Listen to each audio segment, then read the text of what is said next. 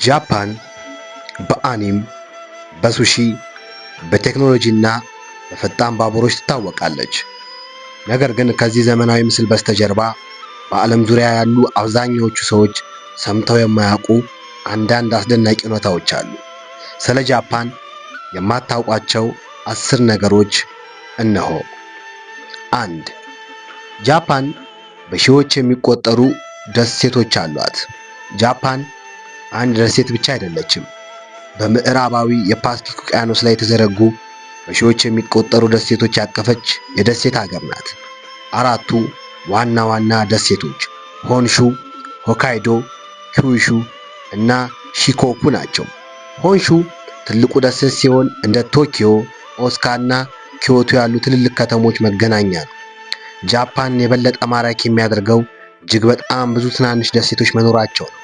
አንዳንዶቹ በሕዝብ ብዛት የተገነቡና እየተገነቡ ያሉ ሲሆኑ ሌሎቹ ደግሞ ጥቃቅን፣ ሩቅና ምንም ያልተነኩ ናቸው። የጃፓን ደሴቶችም አስደናቂ የሆነ የጂኦግራፊ ልዩነት ያቀርባሉ። ከበረዶማ ተራሮችና ከእሳተ ገሞራ የመሬት ገጽታዎች እስከ ሞቃታማ የባህር ዳርቻዎችና ኮራል ሪፎች እና አስገራሚ ክፍል ይኸውና የጃፓን የባህር ዳርቻና ደሴቶች ባህሏን፣ ምግቧን፣ ኢኮኖሚዋንና ታሪኳን በመቅረጽ ረገድ ትልቅ ሚና ተጫውተዋል። 2. ጃፓን በዓለም ላይ ካሉ ፈጣን ባቡሮች አንዱ የእሷ ነው። ጃፓን በሺንካንሳን በቡሌት ባቡር በመባል ይታወቃል። ታዋቂ ናት። እነዚህ ከፍተኛ ፍጥነት ያላቸው ባቡሮች በአንዳንድ መስመሮች በሰዓት 320 ኪሎ ሜትር 200 ማይል በሰዓት ፍጥነት መጓዝ ይችላሉ። ሺንካንሳን በጣም አስደናቂ የሚያደርገው ፍጥነቱ ብቻ ሳይሆን አስተማማኝነቱ፣ ብቃቱ፣ በምቾቱና በሚያስደንቁ ሰዓት አክባሪነቱም ይታወቃል። ጃፓን በዓለም ላይ ካሉት እጅግ የላቁ ከፍተኛ ፍጥነት የባቡር ስርዓቶች አንዱ እንዳላት ይታወቃል። ሺንካንሳንን ፈጣን ባቡሮች በሰዓት ወደ 320 ኪሎ ሜትር የሚደርስ ፍጥነት ሊኖራቸው ይችላል። በሚሊዮን የሚቆጠሩ ተሳፋሪዎችን ደህንነት በተጠበቀና በብቃት ያጓጉዛሉ እና በሚገርም ሁኔታ በትክክል በሰዓቱ በመድረሳቸው ይታወቃሉ። 3. ጃፓን በየቦታው የሽያጭ ማሽኖች አሏት። ጃፓን በሁሉም ቦታ ማለት ይቻላል የሽያጭ ማሽኖችን በማግኘቷ ትታወቃለች። በተጨናነቁ የከተማ ጎዳናዎች፣ በባቡር ጣቢያዎች፣ በገበያ ቦታዎች እና በአንዳንድ ጸጥ ባሉ የገጠር አካባቢዎች እንኳን ማግኘት ይችላሉ። ቀዝቃዛ መጠጦችን ብቻ አይሸጡም። አንዳንድ የሽያጭ ማሽኖች ትኩስ ቡና፣ ሻይ፣ መክሰስ፣ አይስክሬም እና የተዘጋጁ ምግቦችን እንኳን ያቀርባል። የእነሱ ምቾት በጃፓን የዕለት ተዕለት የህይወት ክፍል ያደርጋቸዋል። ጃፓን በሁሉም ቦታ ማለት ይቻላል የሽያጭ ማሽኖች አሏት። ከትኩስ ቡናና ሻይ እስከ መክሰስና አይስክሬም ድረስ አስገራሚና የተለያዩ ምርቶችን የሚያቀርቡ የሽያጭ ማሽኖችን ማግኘት ትችላላችሁ። ምቹ፣ ለመጠቀም ቀላልና የጃፓንን የዕለት ተዕለት ህይወት ልዩ አካል ያደረጉ ናቸው። 4. ጃፓን በቼሪ አበባዎች ታዋቂ ናት። ጃፓን ሳኩራ በመባል በሚታወቁት ውብ የቼሪ አበባዎች በዓለም ታዋቂ ናት። በየጸደይ ወቅት በሚሊዮን የሚቆጠሩ ሰዎች በለስላሳ ሮዝና ነጭ አበባዎች የተሸፈኑ የቼሪ ዛፎችን ማየት ያስደስታቸዋል። የቼሪ አበባዎች በጃፓን ውስጥ ውብ መልክዓ ምድሮች ብቻ አይደሉም፣ የጃፓን ባህል አስፈላጊ አካል ናቸው እና ሰዎች ብዙውን ጊዜ ከቤተሰብና ከጓደኞቻቸው ጋር ሃኒማ ለማክበር ይሰባሰባሉ። ይህም አበባዎችን አብረው የመደሰት ባህል። በየጸደይ ወቅት ጃፓን ወደ ሮዝና ነጭ ባህር ትለወጣለች።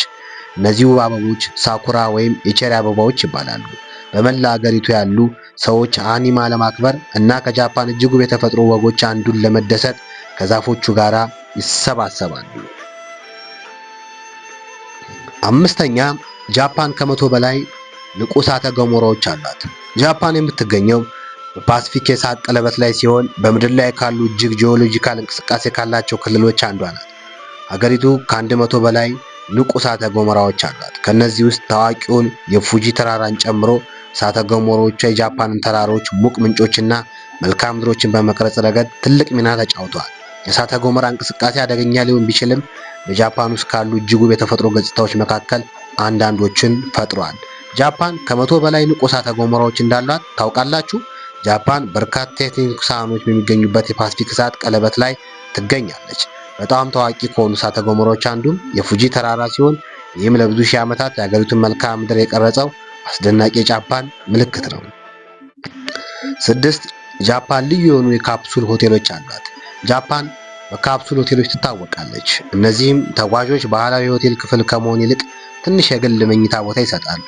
ይህ ሀሳብ የተጀመረው በጃፓን በተጨናነቁ ከተሞች ውስጥ ተመጣጣኝ ዋጋ ያለው ማረፊያ ለማቅረብ ተግባራዊ መንገዱ ነው።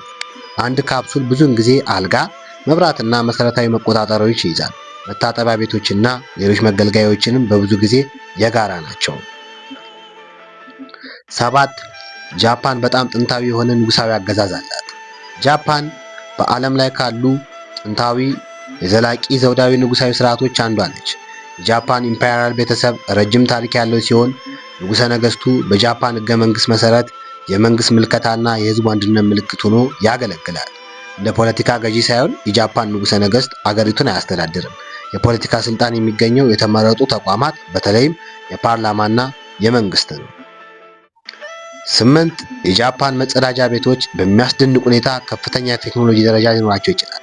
ጃፓን በከፍተኛ ቴክኖሎጂ በተዘጋጁ የመጸዳጃ ቤቶቿ ትታወቃለች።